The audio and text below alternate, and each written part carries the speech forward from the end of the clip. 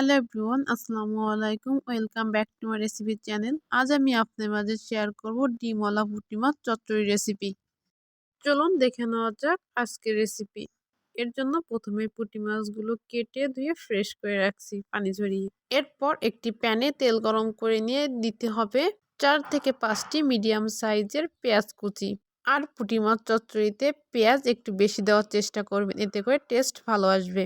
এরপর দিতে হবে কাঁচামরিচ কুচি, 1 টেবিল চামচ লবণ, 1 টেবিল চামচ হলুদ গুঁড়া, সামান্য পরিমাণে লাল মরিচ গুঁড়া। এরপর সমস্ত উপকরণগুলো কিছুক্ষণ কষিয়ে নিতে হবে।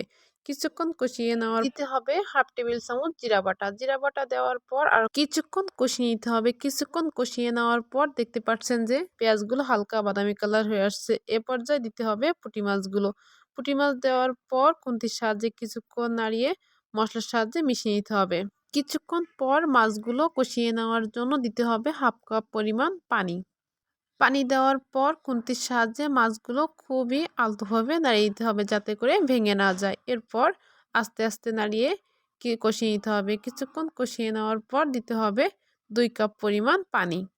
পানি দেওয়ার কিছুক্ষণ পর 20 মিনিটের জন্য ঢাকনার সাহায্যে ঢেকে দিতে হবে।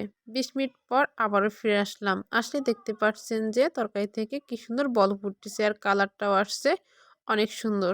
এ পর্যায়ে চুলার আঁচটি মিডিয়াম আঁচে রেখে আরও কিছুক্ষণ জাল করে চুলার আঁচটি বন্ধ করে দিতে হবে। দিলে তৈরি হয়ে যাবে খুবই সুস্বাদু ডিমওয়ালা পুঁটি মাছ চচ্চড়ি রেসিপি।